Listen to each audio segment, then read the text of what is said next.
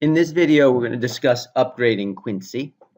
This is one of our three-part series, including installing, upgrading, and removing. As always with these videos, we're talking about a single box installation. If you have a multiple box installation, you should probably contact an SE for that. It's not particularly difficult, but it is beyond the scope of these videos.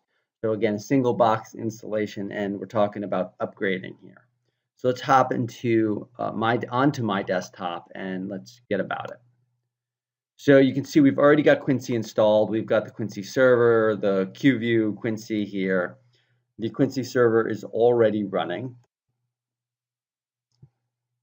So let's just verify our version. So to do that, we're going to log in as the administrator. You can log in as anything. We're just going to hit the first loading screen and it will tell us our version. You can see 2019-04-25. And what we're trying to do here now is upgrade to the latest version, which in this case is the May 23rd version. So I've already unzipped that, and it's right here. And you can see all the dates, May 23rd. Let's kill our server here. We don't want this thing running when we're going to do this. And let's go about it. So we're upgrading. We're just going to double click on this thing. The top level exe, and it should guide us through most of the process. Now, this is an upgrade of Quincy, which means we are not going to touch a number of other key components. We're not going to touch the database. We're not going to touch the evidence processor. All of those can be upgraded in their own right, but again, are not part of the standard Quincy upgrade. So if you notice, I fast forwarded through the unpacking phase. I'm going to fast forward through a number of different elements in this video because, I want it to be a quick video. There's not a heck of a lot to it, but I don't want you to wait for the full process all the time. So it's asking us here, uninstall Access Data Quincy Suite. Click uninstall to uninstall Quincy from your computer. That's down here. And then it's also asking, do we want to install the evidence processing engine and the database configuration tool? In this case, we're going to say no, but you can just as soon click yes. It doesn't matter. It just depends what you're trying to do. Most of the time, you really don't need to do this. The only time you need to uninstall the evidence processing engine or upgrade it is when there have been meaningful changes to it, which is generally between major release versions. So let's just go ahead and move ahead with what we've got.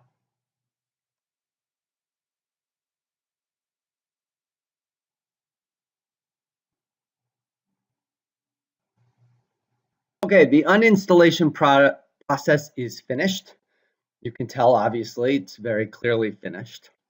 So if we go click finish, however, we're not actually done. That was just the uninstall.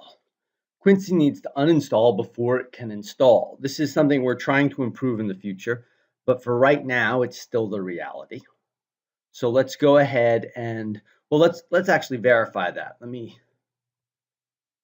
you can see the QView dongle still icon is still here, but my other icons are gone. My Quincy server and my Quincy icons are gone. So now let's go and run an install, which again, we just double click on this. In fact, we basically just repeat the process we just went through. Only now, instead of asking us to install, it's going to install. Asking us to uninstall, it's going to install. All right, this is the first screen you'll see in the installation. Just click next. You have to agree to the license, obviously. Click next. Now, pretty much you should always click the default install. This is an upgrade video, so you've already done the install video, so I'm not going to belabor a lot of the points here. But again, unless you really know what you're doing, stick to default. I'm a developer on this product. I've been involved in Quincy for like 5+ years. I still don't know enough to click advanced. So I'm just going to go ahead and click default. I accept and install. And that's easy. When it's done, we're done. So I'll wait till it's finished. We'll skip ahead through some of this stuff, and we'll talk when it's completed.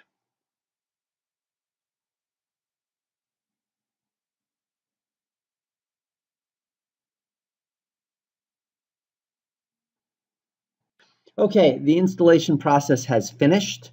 You can see the icons are back on the desktop. Let's just go ahead and click Finish, fire it up, and confirm that we now have the proper version number. Okay, the server is starting. Okay, it started up. Now, actually, one point that you guys might run into, I run into it on my desktop. My Quincy icon doesn't actually work. If I double click on this, it's gonna throw me up a message and I have to browse for it. I think this is an issue with the install. I don't know what it is. We will have it fixed, but right now this bug is here. So if you have this problem, there's a simple workaround. Just open up Chrome directly. This is what I always do.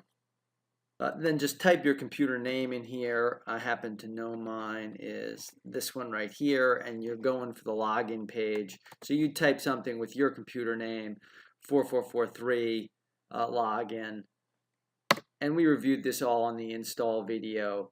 But again, actually, let me just confirm one thing. I typed 4443 because it says 4443 here. Yours might say 443 depending on how you have things configured. Again, this is an upgrade. If you've already set it up to be HTTPS, it will likely be on 443. But either way, the listener will tell you where it is. So anyway, go ahead and type that. My password, username, password's already in there. I'm going to go ahead and log in. And boom, we can see the new version has been installed. But I'm going to let it run through and open up fully so I can show you a number of important things that happen here. All right, the first is this custom URLs. You will only get this if you have created custom URLs, which by the way, we definitely recommend. So hopefully you're getting this. You'll want to click OK, and then you want to sit and wait. It will take about a minute, or excuse me, no, a couple of minutes per URL. So depending on how many of these you've made, it could take quite a while to refresh them, but just withstand it. You only ever have to do it once. I, however, am going to skip it. There's nothing to actually see about it. So no need to do it in this video, but please do it, and then just wait 5 minutes. If you have to go walk around, do that. Here's the other thing that's important. Version numbers do not match refresh cache. So I upgraded, but there are a number of places we insert the version number. And what this is telling me is, hey, not all the version numbers match. So something in your cache is being held on to. I actually knew that because of the way the login screen looked. The login screen has changed in this version, and that wasn't picked up. So what am I going to do? You can refresh your cache any number of different ways. You can close the browser. Sometimes that works, sometimes that doesn't work. I personally do it the following way. On Chrome, it works like this.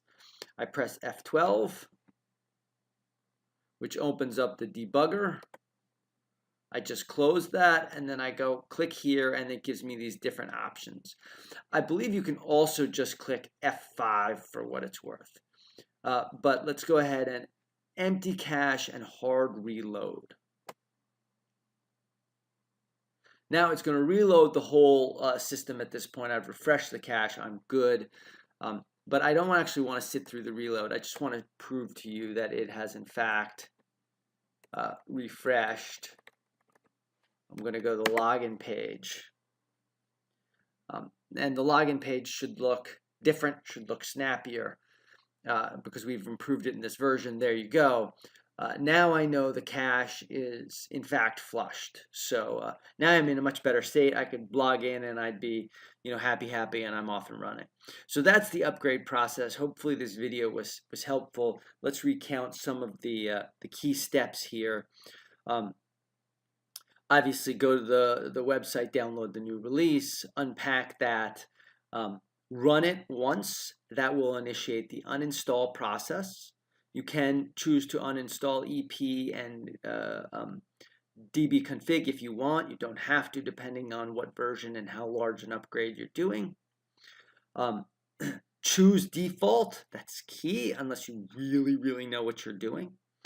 And then ultimately, after you step through the uninstall process, repeat the process with the install process, accept all the licenses, all that kind of stuff, then ultimately come in here and make sure you refresh your cache. It will tell you, like it did for us, that your cache is out of date if it is out of date, but almost always, from my experience, has been it holds on to the old pages. So anyway, that's the whole process. Hopefully this video is helpful, and thank you very much.